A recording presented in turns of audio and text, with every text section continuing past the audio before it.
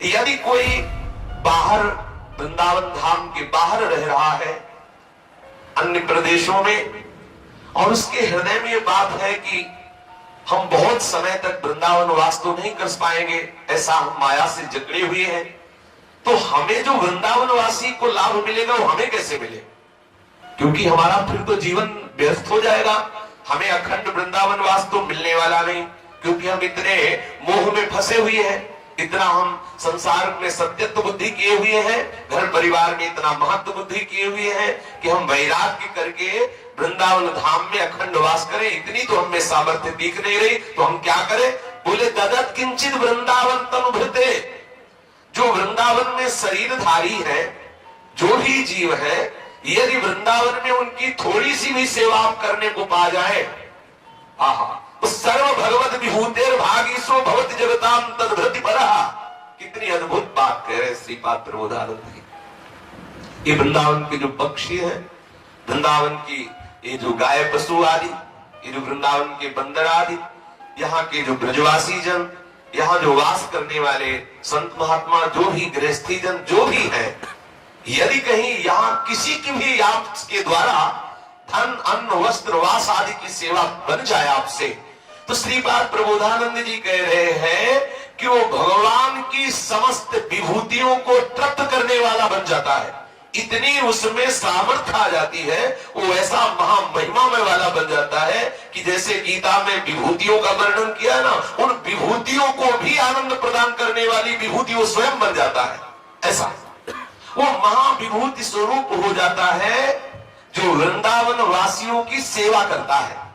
यद्यपि वो वृंदावन वास नहीं कर पा रहा, अखंड वृंदावन वास नहीं कर पा रहा, पर वृंदावन के पक्षियों को, वृंदावन के पशुओं को, वृंदावन के बंदरों को, वृंदावन के जो ब्रजवासी जन है, जो गृहस्थी जन आके रहे, और ऐसे गृहस्थी जन है कि भगवत चर्चा सुनकर भगवत प्रेम के लिए लालायित होकर श्री धाम वृंदावन वास कर रहे, उनके पास सम्यक व्यवस्थाएं नहीं है। आपको भगवान ने यदि धन दिया है और आप ये लाभ लेना चाहते हैं वृंदावन वास का, तो चाहे वो गृहस्थ हो चाहे विरक्त, इस भूमि में वास करने वाले के लिए ये मर्यादा नहीं कि विरक्त की ही सेवा करनी चाहिए। यहाँ वनवासी है सब, कोई भी हो, स्त्री हो, पुरुष हो, गृहस्थ हो, विरक्त हो, वो सब वनवासी है। इस वन में वास करने वाले हर वनवासी की सेवा का फल एक ही होगा, चाहे वो गृहस्थी की सेवा करे, चाहे वो बंदर की सेवा करे, चाहे वो विरक्ति की सेवा करे, चाहे गाय की सेवा करे, चाहे किसी की भी, वो वृंदावन वासी है। इस बात की बात यहाँ है।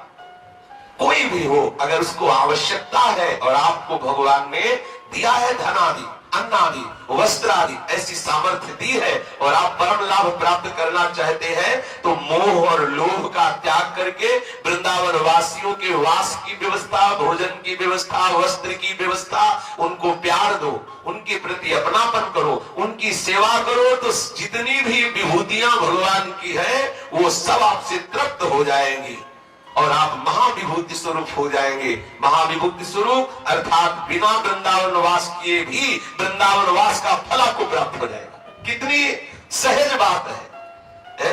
कांच के बदले में मणि मिल रही है, कांच के बदले।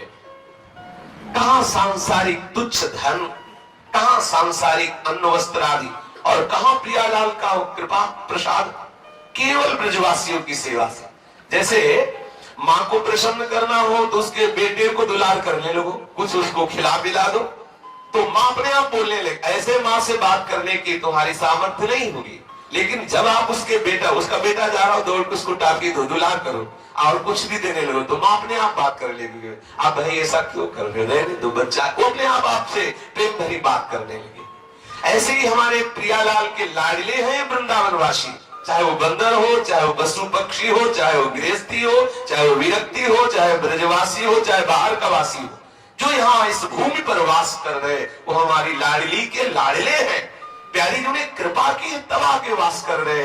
इन वृंदावन वासियों की कोई भी शरीर से सेवा, अन्न से सेवा, वस्त्र से सेवा, धन से सेवा, वास की सेवा यदि ऐसा करता है तो हमारे लाडली लाल उस पर कृपालु होते हैं और जो वृंदावन वास का फल है वही फल उसको प्राप्त होता है। ये देखो कितनी बढ़िया बात श्रीपाद प्रबोधानंद जी महाराज ने की।